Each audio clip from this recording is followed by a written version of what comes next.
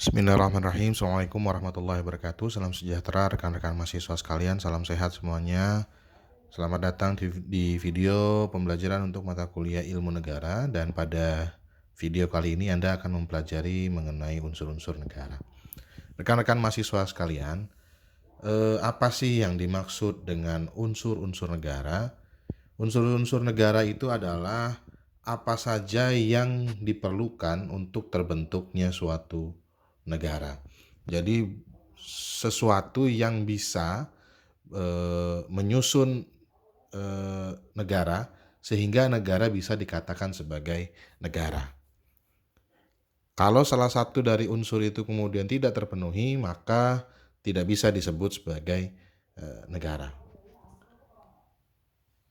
Rekan-rekan mahasiswa sekalian, perlu diketahui bahwa yang dimaksud unsur-unsur berdirinya negara adalah tadi elemen dari suatu organisasi negara atau hal-hal yang dianggap perlu untuk terbentuknya suatu negara. Jadi kalau salah satu tidak ada, maka suatu organisasi itu tidak bisa disebut sebagai negara. Dalam perspektif hukum internasional, rekan-rekan mahasiswa sekalian, ada instrumen internasional yang telah mengatur secara pasti terkait dengan unsur-unsur negara atau unsur-unsur terbentuknya negara, yaitu dalam Montevideo Convention yang diselenggarakan pada tahun 1933, di mana dalam Convention on Right and Duties of State pada tahun 1933 ini dihasilkan bahwa ada 4 unsur yang menjadi kualifikasi sebuah negara. Ada 4 unsur yang bisa membuat sesuatu itu dikatakan sebagai negara.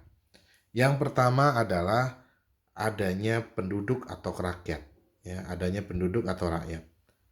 Lalu yang kedua adanya wilayah. Yang ketiga adanya pemerintahan yang berdaulat. Dan yang keempat adanya kemampuan mengadakan hubungan dengan negara lain. Ini menurut Montevideo Convention yang diselenggarakan pada tahun 1933. Rekan-rekan mahasiswa sekalian, kita akan coba bahas satu persatu dari keempat unsur tadi, bahwa suatu negara itu bisa dikatakan sebagai negara itu ketika dia memiliki penduduk atau rakyat, dia juga harus memiliki wilayah tertentu. Yang ketiga, dia harus memiliki kekuasaan tertinggi atau pemerintahan yang berdaulat. Dan dia harus memiliki kesanggupan atau kemampuan untuk menjalin hubungan dengan negara lain. Kita bahas satu-satu. Yang pertama, unsur pertama adalah rakyat. Rakyat ini bisa kita definisikan sebagai kumpulan orang yang hidup di suatu tempat, ya, sekumpulan manusia yang hidup bersama di suatu tempat. Istilah lain yang kerap muncul berkaitan dengan rakyat ini, ada istilah lain yang biasa digunakan, yaitu ras, ya, rumpun atau ras. Nah, ini adalah kumpulan orang yang memiliki ciri jasmaniah yang sama. Dilihat dari ciri-ciri jasmaniah, misalnya ada kesamaan warna kulit, ada kesamaan bentuk muka, dan lain-lain. Yang kedua itu adalah suku, ya, di mana suku itu adalah sekumpulan orang yang memiliki kesamaan kebudayaan, ya, suku Jawa, suku Bugis, suku Dayak, dan lain sebagainya. Lalu yang ketiga adalah istilah bangsa, national, ya, adalah orang yang sudah berkesadaran untuk membentuk sebuah negara. Jadi bangsa itu adalah rakyat yang sudah memiliki kesadaran untuk membentuk sebuah negara. Jadi berkaitan dengan rakyat ini ada banyak istilah, ada 3 istilah. Yang pertama adalah tadi rumpun atau ras, yang kedua suku, dan yang ketiga adalah nati atau bangsa. Rekan-rekan mahasiswa sekalian, rakyat itu tadi didefinisikan sebagai sekumpulan orang ya, baik dia memiliki kesamaan ciri-ciri jasmania, baik dia memiliki kesamaan kebudayaan, bisa juga memiliki kesadaran bersama untuk membentuk sebuah negara. Itu sekumpulan orang. Nah, sedangkan kalau dilihat secara orang per orang, maka rakyat itu disebut sebagai warga negara. Jadi kalau saya sendiri menyatakan saya sebagai warga negara Indonesia. Nah, kalau kita adalah rakyat Indonesia. Kita adalah bangsa Indonesia. Gitu ya. Nah, rekan-rekan mahasiswa sekalian, sampai saat ini tidak ada ketentuan yang menetapkan secara detail berapa jumlah minimal rakyat yang harus dimiliki sehingga sesuatu itu bisa dikatakan sebagai negara. Tidak ada batasan tertentu, tidak ada batasan minimal maupun maksimal. Ya. Jadi selama dia punya rakyat, dia punya bangsa, maka sesuatu itu bisa dikatakan sebagai negara. Ya, sebagai salah satu unsur dari negara adalah adanya rakyat. Lalu selanjutnya rekan-rekan mahasiswa sekalian, unsur yang kedua itu adalah unsur wilayah. Wilayah tertentu ya. Wilayah yang jelas. Dia tidak berpindah-pindah. Wilayah yang tetap. Unsur wilayah secara historis ini merupakan unsur yang primer dan utama adanya suatu negara. Nah, ini unsur yang paling utama. Mustahil suatu negara mengklaim sebagai negara kalau dia tidak punya wilayah. Wilayah di sini adalah wilayah tertentu, wilayah dengan batasan-batasan wilayah di mana kekuasaan negara itu bisa berlaku. Ya. Unsur wilayah harus dipersyaratkan antara lain tidak ada kekuasaan lain dari kekuasaan negara lain yang bersangkutan, atau dengan perkataan kekuasaan tersebut harus secara efektif diakui di seluruh wilayah negara yang bersangkutan. Jadi kekuasaan negara itu harus meliputi seluruh wilayah tertentu tersebut. Ya. Kalau ada satu wilayah yang masih kemudian dikuasai oleh kekuasaan lain, ya maka wilayah itu tidak bisa disebut sebagai wilayah negaranya. Rekan-rekan mahasiswa sekalian, wilayah suatu negara itu dapat dibagi menjadi 3. Ada wilayah darat, ada wilayah laut, dan ada wilayah udara. Nah, terkait dengan batas wilayah suatu negara, kita semua tidak dapat melihatnya dalam undang-undang dasar atau tidak dapat melihatnya dalam konstitusi. Tapi batas-batas wilayah negara itu ditentukan melalui perjanjian antara dua negara atau lebih yang berkepentingan dan biasanya merupakan negara tetangga, negara yang berbatasan langsung. Nah, yang menentukan batas-batas wilayah itu adalah perjanjian tadi, batas wilayah antara dua negara atau lebih melalui perjanjian bilateral. Jadi kita tidak bisa melihat batas wilayah Indonesia itu sekian sampai sekian. Di konstitusi kita itu kita tidak bisa melihat karena konstitusi tidak mengatur mengenai hal tersebut.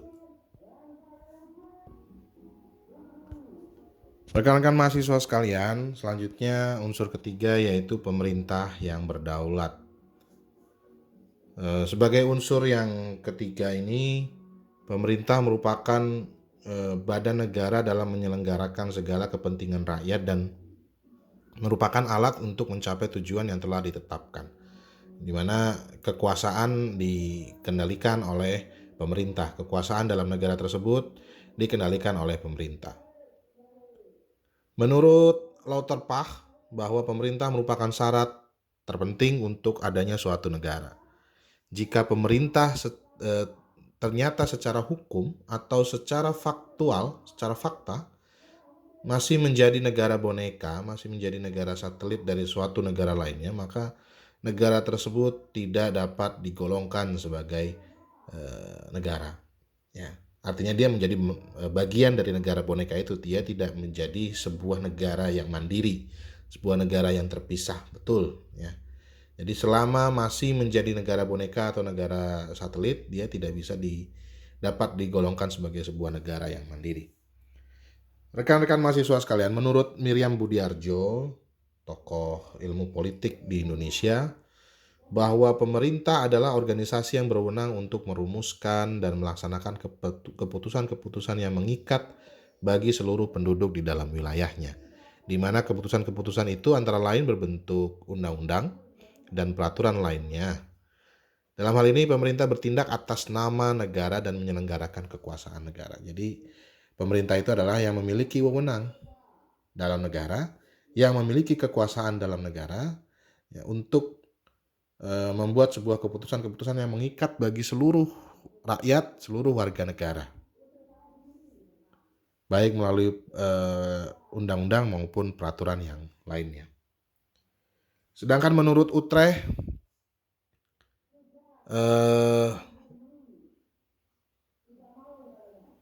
pemerintah menurut Utrecht itu bisa diklasifikasikan menjadi 3 pengertian. Ya, ini tidak saya tulis di sini di slide. Yang pertama adalah sebagai gabungan seluruh badan kenegaraan yang berkuasa, pemerintah dalam arti luas ya. Jadi kalau kita bisa katakan legislatif, eksekutif, dan yudikatif itu pemerintah. Itulah yang dikatakan sebagai pemerintah.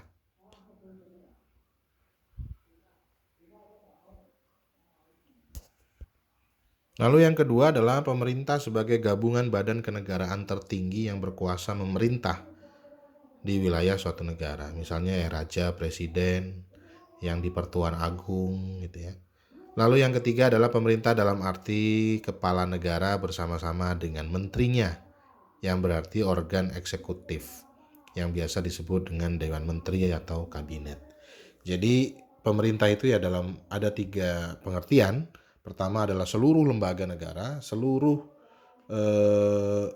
badan yang kemudian berkuasa, yang memiliki kekuasaan di negara itu, yaitu termasuk legislatif, eksekutif, dan yudikatif.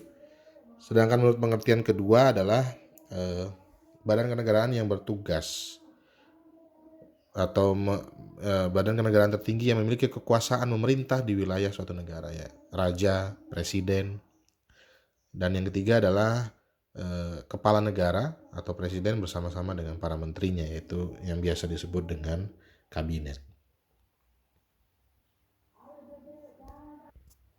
Rekan-rekan mahasiswa sekalian, sebagai salah satu unsur negara, keberadaan pemerintah haruslah pemerintah yang memiliki legitimasi, pemerintah yang diakui oleh rakyatnya, karena pada hakikatnya pemerintah adalah pembawa suara rakyat sehingga pemerintah dapat berdiri dengan stabil. Jadi kalau ada pihak yang mengklaim bahwa mereka adalah pemerintah tetapi rakyatnya tidak mengakuinya, maka dia tidak bisa disebut sebagai pemerintah. Rekan-rekan mahasiswa sekalian, unsur yang terakhir itu adalah kemampuan mengadakan hubungan dengan negara lain. Pertanyaannya, mengapa kemudian Montevideo Convention ini mensyaratkan kemampuan melakukan hubungan dengan negara lain sebagai salah satu unsur pembentuk negara? Negara dalam konsep Montevideo Convention adalah negara sebagai subjek hukum internasional. Nah, untuk menjadi subjek hukum internasional, maka pemerintah negara yang bersangkutan itu harus memiliki kemampuan melakukan hubungan internasional dengan negara lain. Jadi negara itu adalah sebagai subjek hukum internasional, sebagai subjek hukum masyarakat internasional. Jadi kalau dia tidak mampu untuk menjalin hubungan dengan negara lain, maka dia tidak bisa disebut sebagai negara, sebagai subjek hukum internasional. Dengan kemampuan mengadakan hubungan dengan negara lain, maka diharapkan juga eksistensi suatu negara bisa diakui oleh negara lain. Ini adalah bagian dari pengakuan dari negara lain. Jadi kalau ada negara yang mau menjalin hubungan dengan negara lain, kemudian diterima, maka itu sebetulnya adalah sebagai sebuah bentuk pengakuan negara yang menerima terhadap negara yang menawarkan kerjasama, gitu ya, menawarkan suatu hubungan bilateral. Rekan-rekan mahasiswa sekalian, terkait dengan pengakuan dari negara lain atau kemampuan menjalin hubungan dengan negara lain yang itu berarti kemudian diakui oleh negara lain, ada dua teori yang membahas mengenai pengakuan dari negara lain tersebut. Pertama adalah teori deklaratif. Menurut teori ini, bahwa pengakuan itu hanya bersifat deklaratif saja. Pengakuan dari negara lain bukanlah hal yang mutlak dan menjadi unsur negara. Jadi yang mutlak menjadi unsur negara itu adalah hanya 3. Rakyat, wilayah, dan pemerintah yang berdaulat. Meskipun kemudian negara lain belum mengakui, maka negara itu bisa dikatakan sebagai negara selama memenuhi 3 unsur. Jadi pengakuan dari negara lain itu hanya bersifat deklaratif saja. Ini menurut teori yang pertama, yaitu teori deklaratif. Yang kedua, menurut teori konstitutif, bahwa teori ini menyatakan adanya unsur-unsur pokok seperti rakyat, wilayah, pemerintahan yang berdaulat, tidak serta-merta membuat sebuah negara menjadi ada di tengah-tengah masyarakat dunia. Jadi berbicara mengenai negara itu, ya harus dipandang dipandang oleh masyarakat dunia. Nah, menurut teori ini, suatu negara membutuhkan pengakuan dari negara lain. Dan sehingga bisa kemudian dia dianggap ada, betul-betul ada. Negara itu bisa memiliki keberadaan atau diakui keberadaan kalau memang diakui oleh negara lain. Kalau tidak dapat pengakuan, maka negara itu tidak ada. Meskipun ada rakyat, ada wilayah, ada pemerintahan yang berdaulat. Tidak hanya negara lain, melainkan juga pengakuan masyarakat internasional tentu lebih kuat ya. Nah, ini ada 2 teori yang membahas mengenai pengakuan negara lain sebagai unsur dari terbentuknya negara. Yang pertama mengatakan hanya deklaratif saja, jadi tidak mempengaruhi keberadaan negara. Nah, yang kedua itu teori konstitutif, bahwa pengakuan dari negara lain itu menjadi sesuatu yang mutlak karena negara itu bagian dari masyarakat internasional. Nah, pertanyaan yang muncul dan ini menjadi diskusi teman-teman adalah, dari 2 teori ini Anda lebih sepakat dengan teori yang mana? Nah, coba sampaikan argumentasinya, baik secara filosofis, sosiologis, dan yuridis ya. Tentu argumentasi yang seperti itu yang diharapkan. Silahkan Anda sampaikan pandangan Anda dari 2 teori ini, mana yang menurut Anda lebih kuat argumentasinya. Nah, sampaikanlah argumentasinya. Saya kira itu yang bisa disampaikan pada video pembelajaran kali ini. Saya berharap apa yang disampaikan bisa dapat dipahami dan bisa bermanfaat bagi Anda. Dengan kerendahan hati, saya mengharapkan like, share, dan Anda bisa komen di bawah video ini, dan jangan lupa untuk subscribe ya. Paling penting sebetulnya jangan lupa untuk share sehingga banyak orang yang bisa mendapatkan manfaat dari video ini. Saya akhiri, billahi taufik wal hidayah. Assalamualaikum warahmatullahi wabarakatuh.